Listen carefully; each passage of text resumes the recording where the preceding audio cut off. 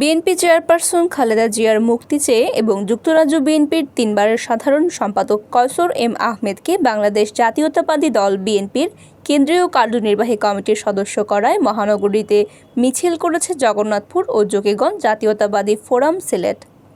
মিছিলটি নগরীর court point থেকে শুরু হয়ে সিলেট কেন্দ্রীয় শহীদ মিনারে গিয়ে সংক্ষিপ্ত পথসভার মাধ্যমে শেষ হয়। জগন্নাথপুর ও শান্তিগঞ্জ জাতীয়তাবাদী ফোরামের আহ্বায়ক তোফাজ্জল হোসেন বেলালের সভাপতিত্বে ও সদস্য সচিব এমদাদুল হক স্বপনের পরিচালনায় অনুষ্ঠিত মিছিল ও পরবর্তী পথসভায় প্রধান অতিথির বক্তব্য রাখেন সিলেট মহানগর বিএনপির সভাপতি নাসিম হোসাইন।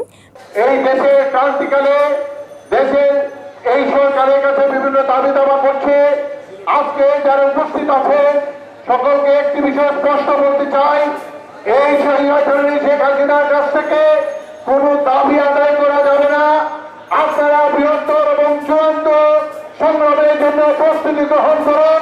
বিশেষ অতিথি হিসেবে উপস্থিত ছিলেন সিলেট জেলা বিএনপির সাধারণ সম্পাদক অ্যাডভোকেট কামরান আহমেদ চৌধুরী, মহানগর বিএনপির সাধারণ সম্পাদক ইমদাদ হোসেন চৌধুরী, সিলেট জেলা বিএনপির সহসভাপতি হাজী গোলাম রব্বানী, সিলেট মহানগর বিএনপির সাবেক যুগ্ম আহ্বায়ক নজিবুর রহমান নজির, সিলেট জেলার যুগ্ম সম্পাদক অ্যাডভোকেট হাসান আহমেদ পাটোয়ারি রিপন, সিদ্দিকুর রহমান পাপলু, আনোয়ার হোসেন মানিক, সিলেট জেলা যুবদলের সভাপতি অ্যাডভোকেট মমিনুল ইসলাম মুমিন, মহানগর যুবদলের সভাপতি শাহনেওয়াজ বক্স-চৌধুরী তারেক, মহানগর বিএনপির নেতা নাদির খান, সিলেট জেলা স্বেচ্ছাসেবক দলের সদস্য সচিব শাকিল মোর্শেদ, সিলেট জেলা ছাত্র দলের সাধারণ সম্পাদক দেলোয়ার হোসেন দিনার।